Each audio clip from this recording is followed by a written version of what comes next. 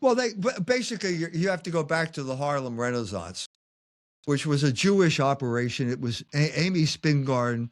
The Spingarn brothers created the NAACP, which was basically supposed to be a Negro organization defending. It's all run by Jews. So Marcus Garvey, the great black nationalist from Jamaica who was living in Harlem at the time, went to the NAACP headquarters and said, there are no black people here. It's only white people, i.e. Jews.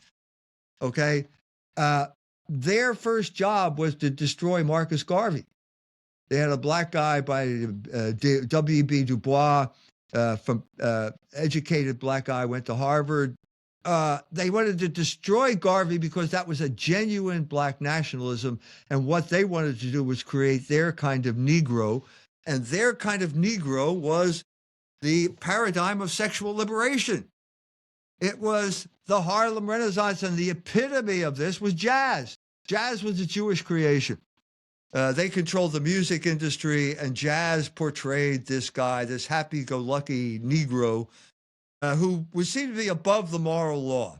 Didn't see the primitive, the noble savage, where civilization didn't put a dent in his sex drive. This was all a fiction. It was identity theft, basically. And that's exactly how it continued through jazz. Jazz had a huge importance as the vehicle for this type of sexual liberation.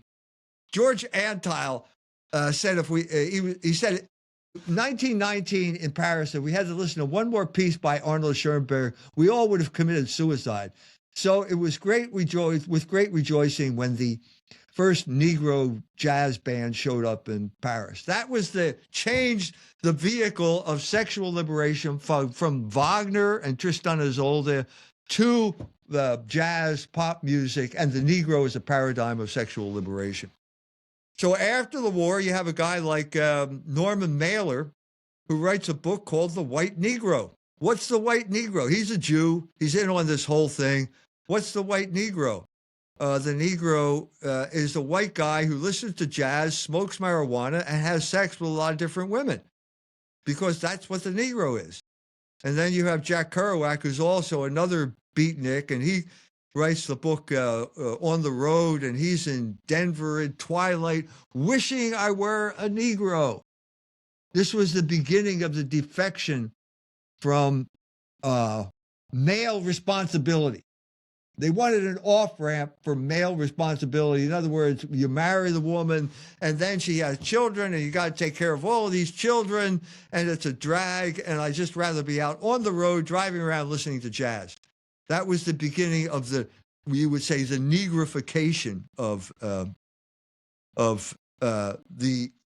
generation of people, the beatnik generation.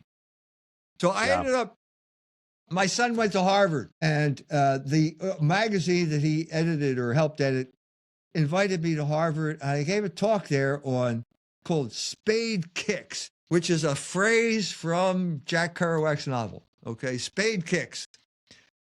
The Negro as a paradigm of sexual liberation. I made little posters. I put a lady in there doing the dance of the seven veils at Small's Paradise, and I blew up Harvard University. I mean, it was incredible, the reaction I got.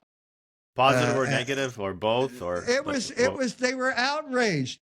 Who is this hick from Indiana who's going to presume to tell us at Harvard what we really think?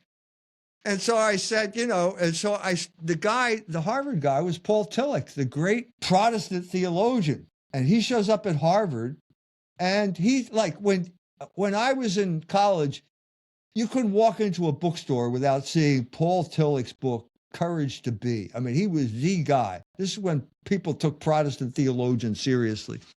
And he was teaching at Harvard, and everything's fine, and he up and dies, and then his wife writes the memoir, and she destroyed his reputation. Hannah Tillich wrote the memoir. How did she destroy it? What, he was, he by had writing skeletons? the memoir, by spilling the beans, by telling what Paul Tillich was really like, and he was a whoremonger.